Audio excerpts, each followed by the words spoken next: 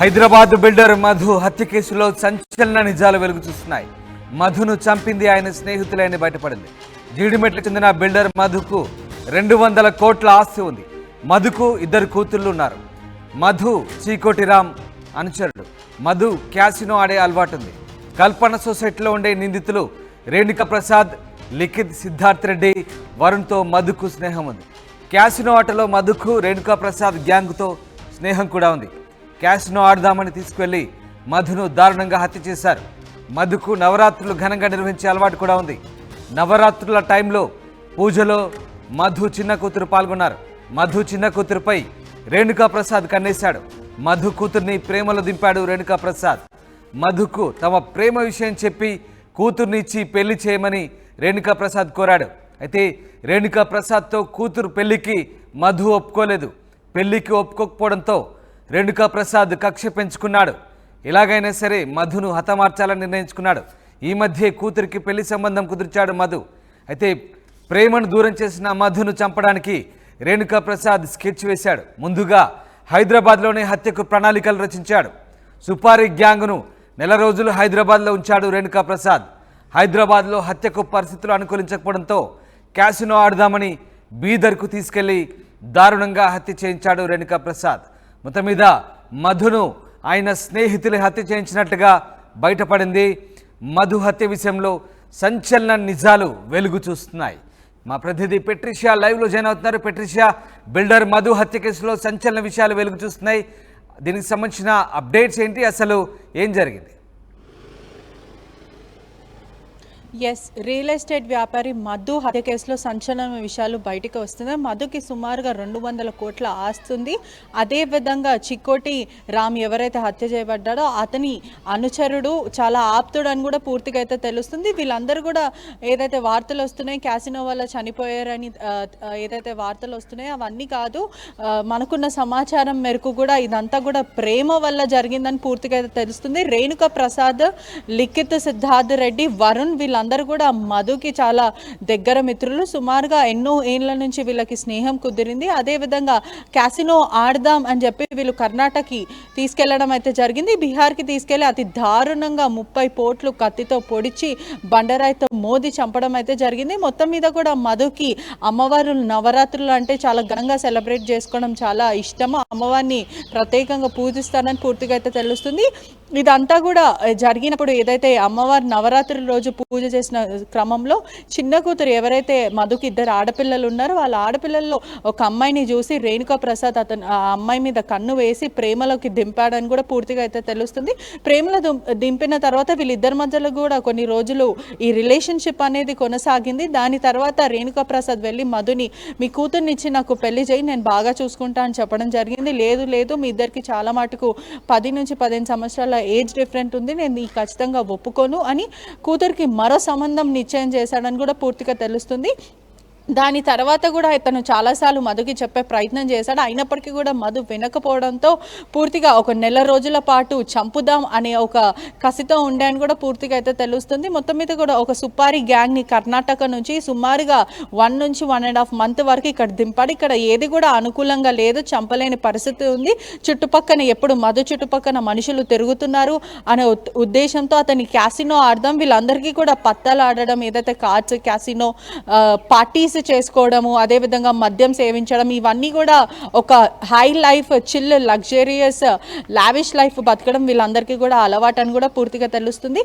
Cards ఆడదామని చెప్పి తీసుకెళ్లడం అయితే జరిగింది. తీసుకెళ్ళిన దాని తర్వాత అక్కడ మా ప్రేమని కాదంటావా, మేము ఎంతో గానంగా ప్రేమించుకున్నాం, నీ వల్లనే నాకు తను దూరం అయిపోయింది అని ఒక కసితో అతని పగతో చంపడం అయితే జరిగింది. బండరాయితో మోది చంపారు. 30 పోట్ల వరకు కత్తితో పొడిచి చంపడం అయితే జరిగింది. ఇదంతా కూడా ఒక ప్రీ ప్లాన్ స్కెచ్ అని పూర్తిగా అయితే తెలుస్తుంది. చంపే ముందు కూడా చాలామందికి అక్కడ ఏరియాలో ఉన్న చింతల్మ జీడిమెట్ల ఏరియాలో ఉన్న కొంతమంది ఏదైతే గల్లీలో ఉంటున్న చిన్న స్టూడెంట్స్కి వీళ్ళందరికీ చెప్పడం జరిగింది, నేను మధుని ఖచ్చితంగా చంపుతాను, మా మమ్మల్ని విడగొట్టాడు, మా ప్రేమని కాదన్నాడు అని ఒక కసితో చెప్పడం అయితే జరిగింది. చంపిన తర్వాత కూడా ఆ ఏరియాలో ఉన్న శివసాయి అనే ఒక వ్యక్తికి కూడా చెప్పడం జరిగింది. సుమారుగా 4:30 ఆ సమయంలో కాల్ చేసి మేము మధుని చంపాము, బెయిల్ మీద మళ్ళీ తిరిగి వస్తాము, ఎవరేం మమ్మల్ని పీకలేరు, నా ప్రేమని కాదన్నాడు, వాడు ఎలా కాదంటాడు అనే ఒక కసితో అగ్రెసివ్ బిహేవియర్తో చెప్పడం అయితే జరిగింది. మొత్తం మీద కూడా అక్కడ కర్ణాటకలో చంపే ప్లాన్ వేశారు.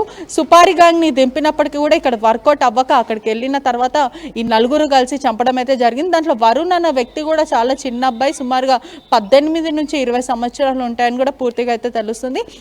మొత్తం మీద కూడా అక్కడ ఆల్రెడీ అడ్వకేట్ని కర్ణాటకలో ఉన్న ఒక అజిత్ అని ఒక లాయర్ని కూడా వీళ్ళు మాట్లాడుకున్నారు. ఈ ప్లాన్లో సుమారుగా 18 నుంచి 20 లక్షలు చేతిలో పెట్టుకొని నేను బెయిల్ మీద రిలీజ్ అవ్వాలి, ఇతన్ని చంపాలి అని ఒక కసితో, ప్రేమను కాదన్న ఒక కసితో లాయర్ని ఆల్రెడీ మాట్లాడుకొని అక్కడ కర్ణాటక పోలీసులు ఎవరైతే బీదర్ పోలీసులు ఉన్నారో వాళ్ళని కూడా మేనేజ్ చేసే ప్రయత్నం చేశాడని కూడా పూర్తిగా తెలుస్తుంది. ఇక్కడ మాత్రం జీడిమెట్ల పోలీసులకి ఎటువంటి ఇన్ఫర్మేషన్ కూడా పూర్తిగా లేదని తెలుస్తుంది. ఆర్టీవీ వాళ్ళని సంప్రదించే ప్రయత్నం చేశారు. ఎస్ఐతో మాట్లాడిన సమయంలో కూడా కర్ణాటక బీదర్ పోలీసులు ఇప్పటివరకు ఎటువంటి ఇన్ఫర్మేషన్ ఇవ్వలేరు అని చెప్తున్నారు. వాళ్ళ వైపు కూడా కొంచెం నిర్లక్ష్యం ఉంది. ఎందుకంటే ఏరియా చాలా సుపరిచితుడు, బిల్డర్ కూడా అందరికి ఆపుతుడానికి పూర్తిగా తెలుస్తుంది. అట్లాంటి వ్యక్తి చనిపోయినప్పుడు పోలీసులు కూడా ఎందుకు చనిపోయారు, పూర్తి ఇన్ఫర్మేషన్ ఏంటి అని చెప్పలేని పరిస్థితి కూడా ఉంది. ఎక్కడ కూడా వాళ్ళు చెప్పడానికి కూడా సహకరిస్తలేరని కూడా పూర్తిగా తెలుస్తుంది. వాళ్ళని అడిగినప్పటికీ కూడా మాకు ఎటువంటి ఇన్ఫర్మేషన్ లేదు, బీదర్ పోలీసులు ఇప్పటివరకు ఇవ్వలేరని తెలుస్తుంది. కానీ మనకున్న సమాచారం మేరకు కూడా ఆ నలుగురు పూర్తిగా అబ్స్కాండింగ్ అని అయితే తెలుస్తుంది. ఇదంతా కూడా ఏ క్యాసినో, ఏ గొడవనో, గ్రడ్జెసో కాదు, కేవలం ప్రేమ కాదు అని ఒక కన్న తండ్రి కూతురు ప్రేమ కాదు అన్నందుకు ఇప్పుడు ఆ తన్న ఏదైతే తండ్రి ఉన్నారో అతనే కాటు అనుకోవచ్చా? దీనికి సంబంధించి మరి నిందితుల్ని పోలీసులు అదుపులో ఉన్నారు ప్రస్తుతానికి? ఖచ్చితంగా మర్డర్ మాత్రం ప్రేమ లవ్ స్టోరీ కోసమే జరిగిందని పూర్తిగా అయితే తెలుస్తుంది. ఇంకా ఎవరైతే నిందితులు ఉన్నారో వాళ్ళైతే ఇప్పటివరకు దొరకలేరని తెలుస్తుంది. పోలీసుల అదుపులో అయితే లేదు.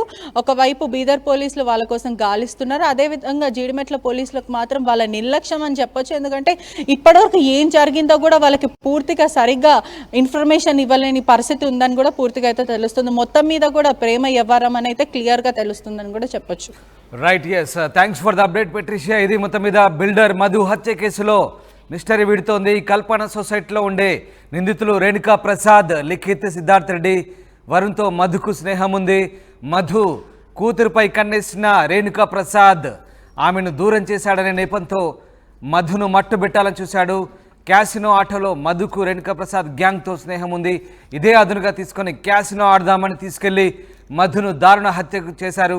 మధుకు నవరాత్రులు ఘనంగా నిర్వహించే అలవాటు ఉంది. అదే టైంలో పూజలో మధు చిన్న కూతురు కూడా పాల్గొనేది. మధు చిన్న కూతురుపై రేణుకా ప్రసాద్ కన్నేశాడు, ఆమెని ప్రేమలో దింపాడు. మధుకు తమ ప్రేమ విషయం చెప్పి కూతుర్నిచ్చి పెళ్లి చేయమని అడగడంతో రేణుకా ప్రసాద్ నిరాకరించాడు. పెళ్లికి ఒప్పుకోకపోవడంతో కక్ష పెంచుకున్న రేణుకా ప్రసాద్ మధును హత్య చేయాలని నిర్ణయించుకున్నాడు. ఇక ఈ మధ్యే కూతురికి పెళ్లి సంబంధం కుదిర్చాడు మధు. దీంతో తమ ప్రేమను దూరం చేసిన మధును చంపడానికి స్కెచ్ చేశాడు రేణుకా ప్రసాద్. ముందుగా హైదరాబాద్లోని హత్యకు ప్రణాళికలు రచించాడైతే సుపారి గ్యాంగ్కు నెల రోజులు హైదరాబాద్లో ఉంచాడు. హైదరాబాద్లో పరిస్థితులు అనుకూలించకపోవడంతో క్యాసినో ఆడదామని తీసుకెళ్లి బీదర్కు తీసుకెళ్లి మరి దారుణంగా హత్య చేశాడు రేణుకా ప్రసాద్. ప్రస్తుతం దీనికి సంబంధించిన లోతైన దర్యాప్తు చేస్తున్నారు పోలీసులు.